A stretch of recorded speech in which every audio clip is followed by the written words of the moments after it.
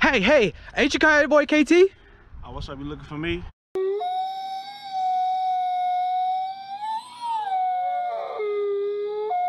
Hey, what's up with the Coyote gang? Oh! Hey, y'all don't know what it is. Y'all already know who it is. You know what I'm saying?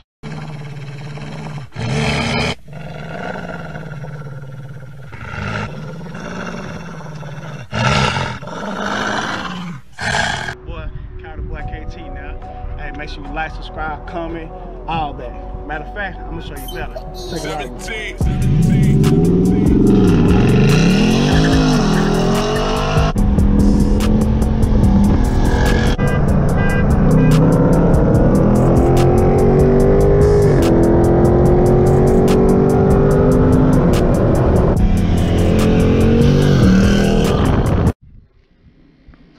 What's going on with the KOYOTEPACK? What's good? Your boy's back. You know what I'm talking about? Y'all already know what it is. Y'all already know who it is for the ones who subscribe. And if you don't, stand back. You know what I'm saying? And let's show you how to do it. Oh! Y'all already know what it is. Y'all already know who it is. Now you're part of the team. But make sure you still subscribe though. It's your boy KT, man, and y'all back on the channel. Look. Y'all see I got that thing right here. Yes, I have Scarlet GT right here, and man, this car is really trying to take me through. Okay, basically, make a long story short, but we still got to make it long too. You know what I'm saying? This car right here, I'm talking about you. It has a coolant leak. I thought we addressed it, which we did address it because I drove it like what 2 weeks since I fixed it, and pretty much everything is good. Or was good. With me changing out the water pump, and I also changed the sensor out right there, and I also just went ahead and changed the thermostat. But oh boy, not only do we have a coolant leak, we have a crack in the manifold now. A crack in the manifold. And I actually had a video clip that I actually recorded since I was trying to see where it was coming from, and basically back here towards the back of the block on the manifold, that bad boy is cracked. And I told you, I passed out. You know what I'm saying? Passed out like one of them church members that get hit with a jacket by a pastor, man. I was out there. I couldn't believe this. I caught myself stepping on the gas. I was on the highway. I ain't gonna lie, I was stepping on the gas, and I'm getting it. You know how they say drop a gear and disappear? I did that, but I didn't quite disappear. The only thing disappeared was my coolant. So your boy is stuck like Chuck now. I tried putting water in here, and it was just oozing out the back of the motor. I'm about to show you that video clip right now.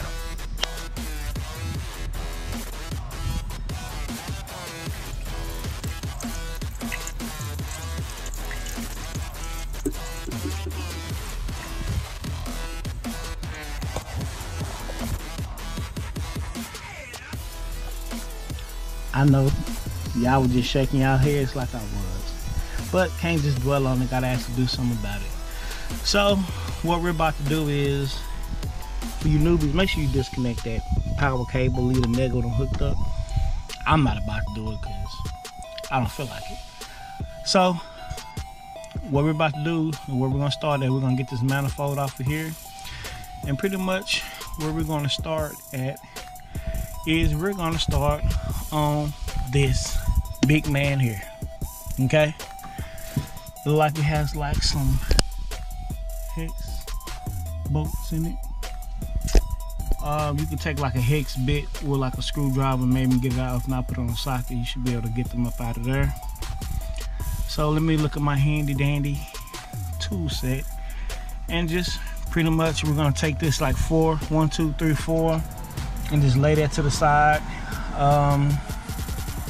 Might have to take this throttle cable off. Both of these, you know, maybe not. You should be able to just lay it. As long as we can lay it to the side, that's what we're gonna start with. So let's get to it.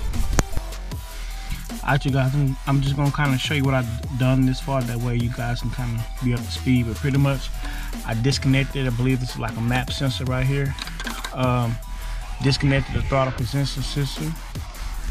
I also took this 10 millimeter bolt right here out of this bracket, which holds the throttle and trans cable right here.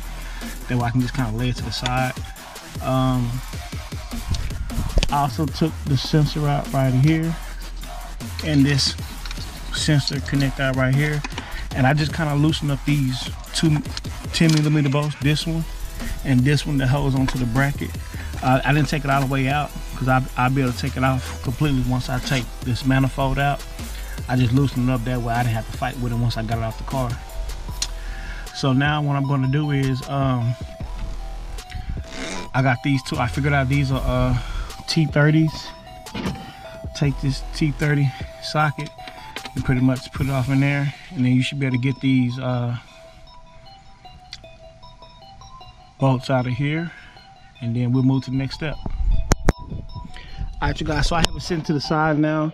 I also disconnected the coder intake or the rammer intake from here, and disconnected the vacuum line from here, and there's one on this back side right here that I disconnected. Be real careful with your vacuum lines. Don't want to crack them because they are hard to trace, I'm telling you.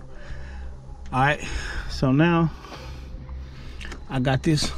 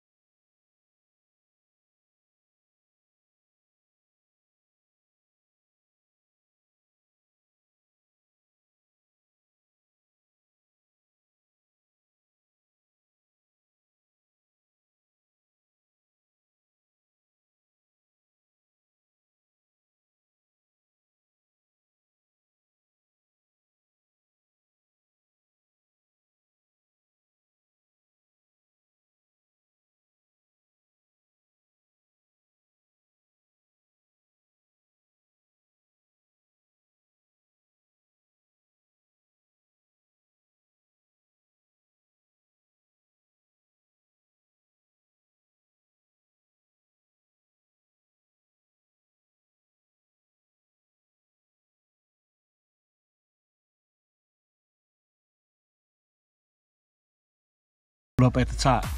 So in order to get this out, get you a 14mm ratchet wrench. That way you can ratchet it off. I'm down to my last intake manifold bolts, the last two. I got all these out over here. I'm down to this one and one behind here. This one is really hard to get out. I couldn't get it out with a regular 3/8, so I had to put the torque wrench on it. Now, just to let you know, if you ever get to a boat that's like that, make sure you go very slow. Like when you turn this, go very slow, because you do not want to shear or break the head of that boat off and leave the stud inside the motor. You're gonna be sick because you got to drill it out. So that's why I have my torque wrench on here. So let me take my time with this and make sure I get this out. And then we're gonna clean all the bolts out with cleaner and stuff. That way they won't be so hard to go back in. So let me take my time and I'm gonna let you know the results. In the moment of truth, you guys, I got it pulled halfway up after I got that last bolt out back there. So pretty much, let me use both hands, get this off, then we're gonna do a little cleaning of the engine. We're gonna block off the holes in here. We're gonna have to block out the spark plug holes, coolant passages, intake passages. We're gonna block them all off with some paper towel, and I'm gonna actually get some brake cleaner and clean around the edges. That way when we get ready to go back in with the bolts, it won't be as hard to go in, and we can make sure we get a perfect seal. Because as you can see, it is rusted real bad, which is pretty much what caused the leak. Look at that, rust all in there. Rust stuff in there too. So let me get this situated, you guys. So I actually found out what caused the leak. I thought it was a crack, but I couldn't really see it since the leak was from the back. But if you look at this gasket right here, what's missing? That's what a leak. This outer shape had broken off, and so the water was leaking off back here, as you seen in the previous video. So this is trash. Look at it, just missing.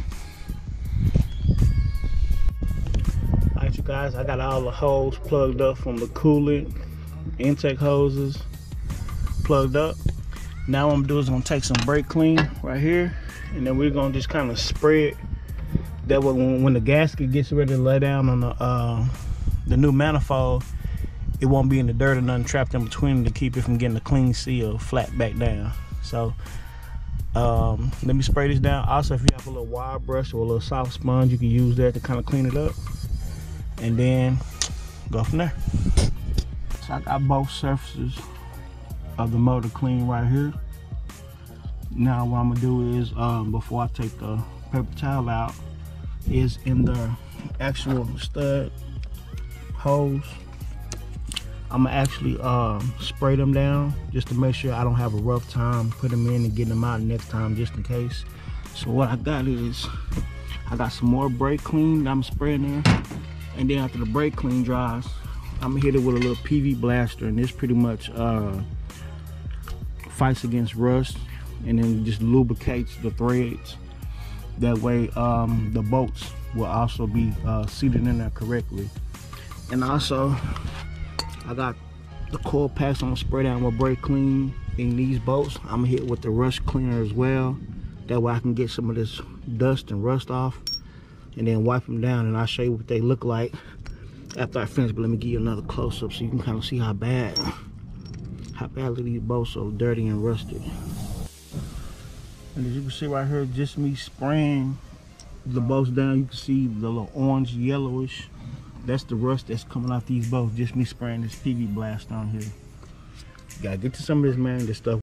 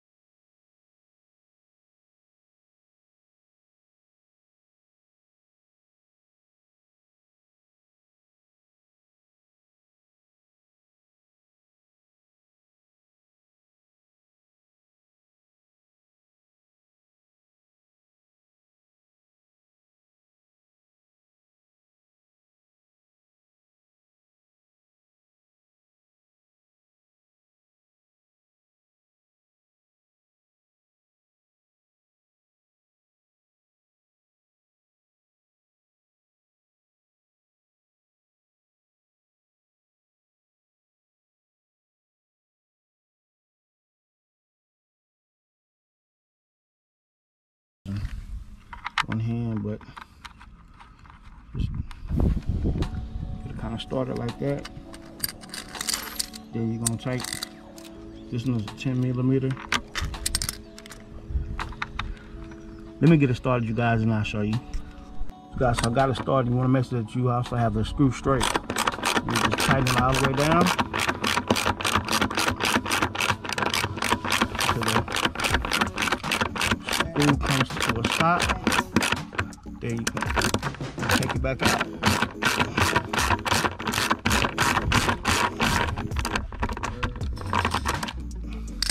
And you take it out. You probably can't see, but if you kind of look in there, you kind of see it has new drill patterns in there. I did this one before. So now you should be able to take the screw in and out as you please.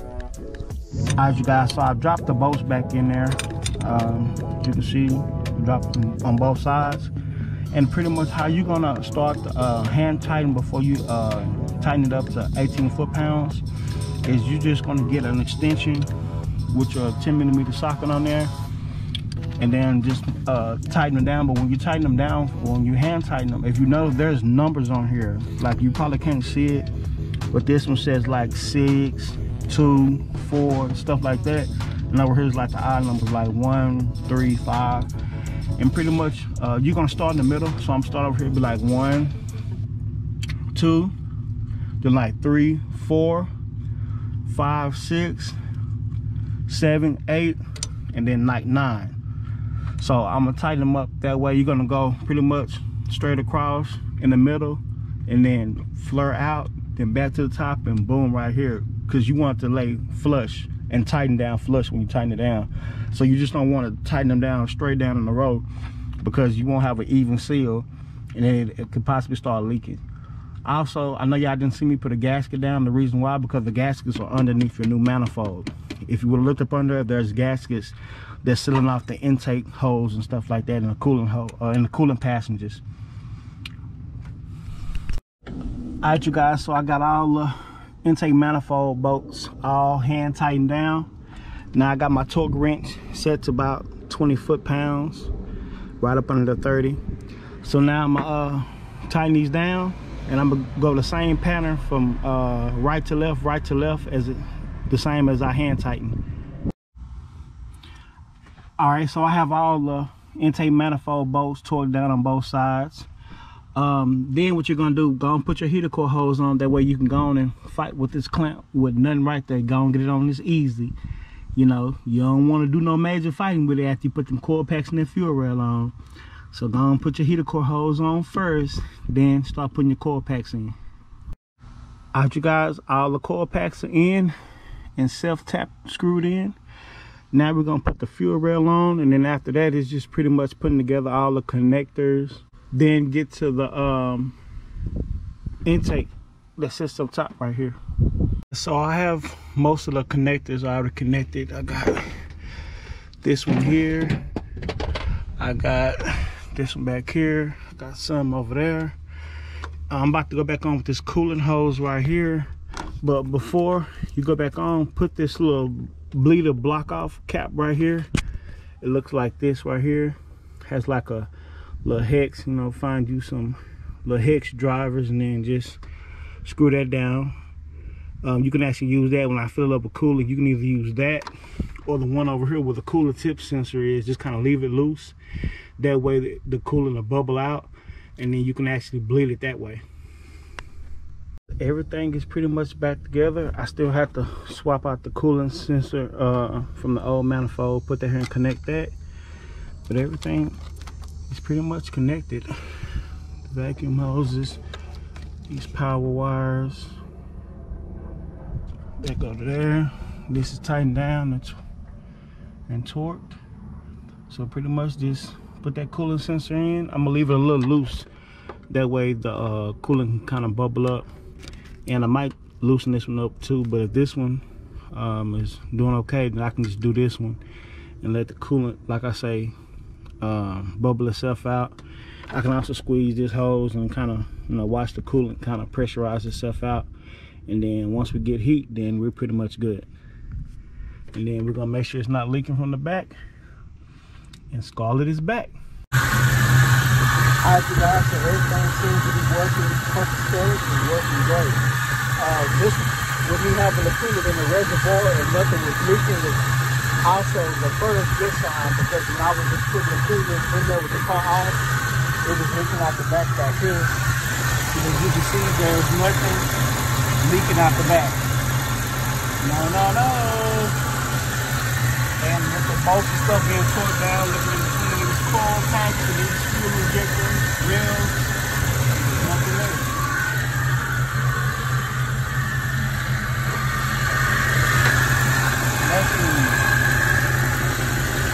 Nothing is dry.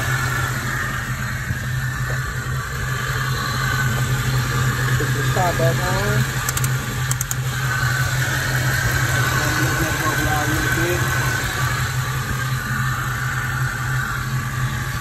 Well, you guys, that's going to be it for this video. I hope you guys learned something. I hope I detailed everything correctly for you guys to make this pretty much an easy transition.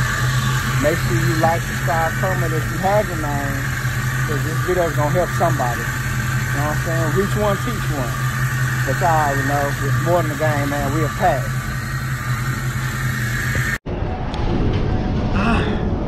Hey, what a day. It's every day, all day. It's more than the game. We are packed. So till then, y'all know what's fine.